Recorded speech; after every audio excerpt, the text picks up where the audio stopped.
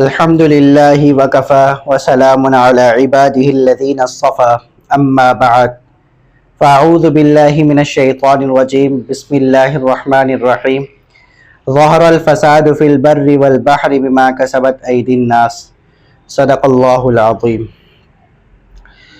میرے محترم بھائیوں، دوستوں، بزرگوں، سامعین، آج کل بہت زیادہ ناشکری پھیل چکی ہے۔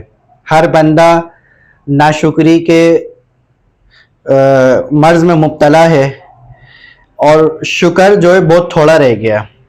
حالانکہ بندہ اگر تصور کرے اور اپنے آپ پر ہی تصور کرے کہ اللہ تعالیٰ نے اس کو کتنی ساری نعمتوں سے نوازا ہے، تو کہتے ہیں کہ اگر ساری زندگی بھی سر سجدے میں رکھ دے تو ایک اللہ تعالیٰ کی نعمت کا جو اللہ نے جو نعمت دی ہے اس پر شکر بجا نہیں لا سکتا۔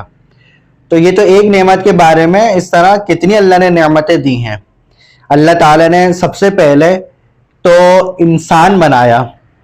بھائی ہم میں سے کسی نے کوئی درخواست نہیں کی تھی، نہ کوئی ہم نے سورس لگائے تھی کہ اللہ تعالیٰ سے ہمیں کہ انسان بنائے۔ اللہ تعالیٰ چاہتے تو ہمیں جانور بنا دیتے یا کوئی ایسے پرندہ بنا دیتے، کچھ بھی بنا دیتے، حیوان بنا دیتے، درندہ بنا دیتے، کچھ بھی بنا دیتے اللہ تعالیٰ۔ لیکن اللہ کا کتنا بڑا احسان ہے، بغیر درخواست کے، بلا استحقاق اللہ تعالیٰ نے ہمیں انسان بنایا۔ پھر انسان بنانے کے ساتھ ساتھ مسلمان بنایا، ایمان والا بنایا۔ اور ایمان والے کی اللہ کے یہاں کتنی بڑی قدر و منزلت ہے، اس کا میں اور آپ تصور نہیں کر سکتے۔ ایمان کی دولت بہت بڑی دولت ہے، کیونکہ ایمان ہی جو ہے ذریعہ ہے جنت میں لے جانے کا۔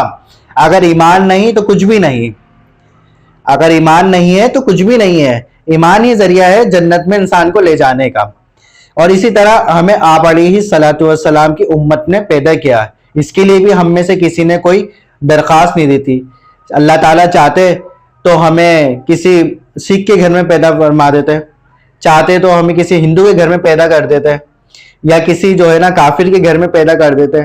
لیکن اللہ تعالیٰ کا کتنا بڑا احسان ہے کہ اللہ تعالیٰ نے ہمیں انسان بنایا، مسلمان بنایا، پھر اتنی بہترین نبی کے امتی بنایا۔ لیکن افسوس یہ کہ ہم یہ ساری نعمتوں کو بھول گئے اللہ تعالیٰ کی۔ اب آپ خود دیکھیں کہ اللہ تعالیٰ نے آنکھ دی ہے، زبان دی ہے۔ آنکھ کا کام ہے دیکھنا۔ جب آنکھ خراب ہو جائے یا جس کو قدرتی طور پر نہیں ہے، آنکھ کی نعمت سے محروم ہے وہ، تو آپ اس سے پوچھیں، وہ بتائے گا آپ کو کہ آنکھ کتنی بڑی دولت ہے اللہ تعالیٰ کی۔ اسی طرح زبان، جس سے ہم بول رہے ہیں، بات کر رہے ہیں، اگر گویائی نہ ہو زبان کے اندر، زبان تو ہو لیکن گویائی نہ ہو۔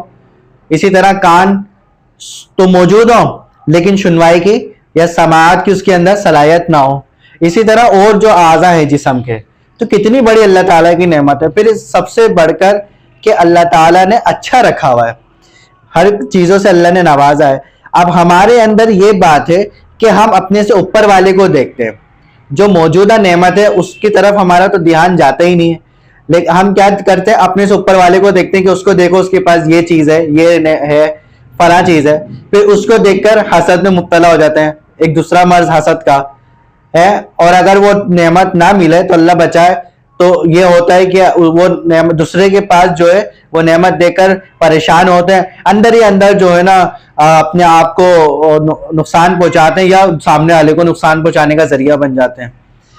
تو بھائی بات یہ ہے کہ اللہ تعالیٰ نے جو نعمتیں دی ہیں ان نعمتوں کا استحضار کریں کہ اللہ تعالیٰ آپ نے مجھے کیا کیا دیا ہے۔ اور سچ تو یہ ہے کہ ہم اس قابل بھی نہیں تھے کہ اللہ تعالیٰ ہمیں اتنی نعمتوں سے نوازتے۔ آپ خود دیکھیں کہ جب ہم صبح اٹھتے ہیں، صبح سے لے کے رات بستر میں آنے تک کیا کرتے ہیں ہم کتنا اللہ تعالیٰ کا خیال رکھتے ہیں، کتنا اللہ تعالیٰ کے جو ہے نا احکامات کو پورا کرتے ہیں، کتنا نبی علیہ الصلوۃ والسلام کی سنتوں پر عمل کرتے ہیں۔ اس کے باوجود اللہ تعالیٰ جو ہے ہمیں صبح ناشتہ بھی کھلا رہے ہیں، دوپہر میں کھانا بھی کھلا رہے ہیں، رات کو کھانا بھی کھلا رہے ہیں، اور بیچ میں جو ہمارا یہ جو پان گٹکا اور یہ دیگر جو چیزیں چلنی ہیں یہ بھی چلنی ہیں۔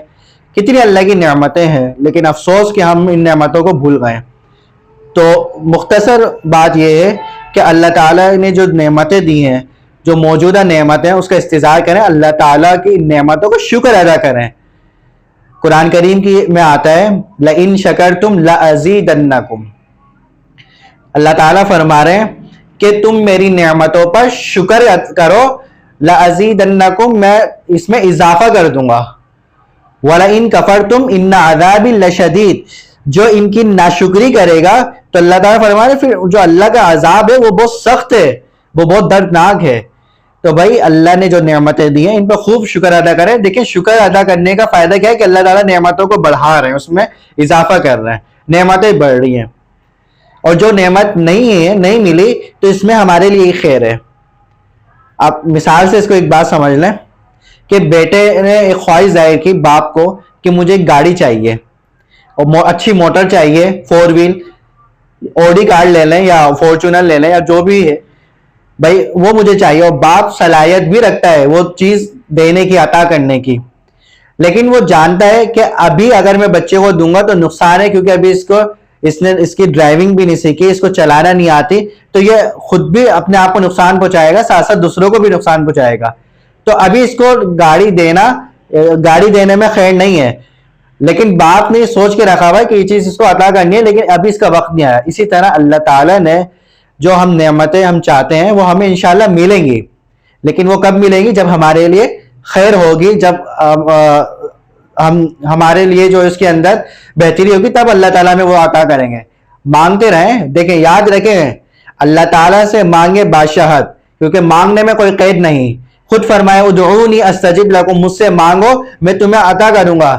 یہ ہمارے ایک کریم مولا ہے جو فرما رہے کہ مانگو، نہ مانگنے والوں سے ناراض ہوتے، جو نہیں مانگتا اللہ تعالیٰ سے، اللہ تعالیٰ اس سے ناراض ہوتے ہیں۔ فرما رہے مجھ سے مانگو میں ضرور عطا کروں گا۔ تو میں یہ عرض کر رہا تھا کہ مانگتے رہو اللہ تعالیٰ سے، اچھی چیز مانگو، باشہد مانگو، لیکن راضی رہو، خوش رہو فقیری میں، جس حال میں مولا نے رکھا اس حال میں خوش رہو۔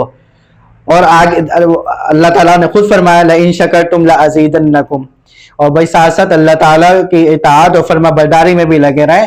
شرافت بندگی بھی یہی ہے اور تقاضا ایمان بھی یہی ہے کہ بندہ اللہ تعالیٰ کی نافرمانیوں سے بچے، اللہ تعالیٰ کی جو جتنی بھی نافرمانیاں ان سے بچے، کیونکہ یہ جو گناہ ہے یہ اپنے ساتھ جو ہے نحوست لے کر آتے ہیں، پریشانی لے کے آتے ہیں۔ یہ جو آج جو گھر گھر جو آگ لگی ہے، نفس نفسی کا جو عالم ہے، اس کی وجہ یہ گناہ ہے۔ ہم گناہ چھوڑنے کے لیے تیار نہیں ہیں، اور اپنی اپنا جو سمت ہے اس کو ہم ٹھیک کرنے کے لیے تیار نہیں ہے، اور ہم شکوہ کرتے ہیں کہ یہ مسائل ہے، یہ پریشانی ہے، یہ معاملات ہے، یہ ہے۔ سارے معاملات اللہ تعالیٰ کے سامنے آپ رکھ دیں، اللہ تعالیٰ سے مانگیں، اور جو اللہ نے نعمتیں دی ہیں ان پہ خوب شکر ادا کریں، پھر آپ دیکھیں آپ کی زندگی کتنی پربہار ہوتی ہے، پر لطف ہوتی ہے۔ اللہ تعالیٰ ان تمام باتوں پر عمل کی توفیق نصیب فرمائے۔ وما علینا الا البلاغ المبین۔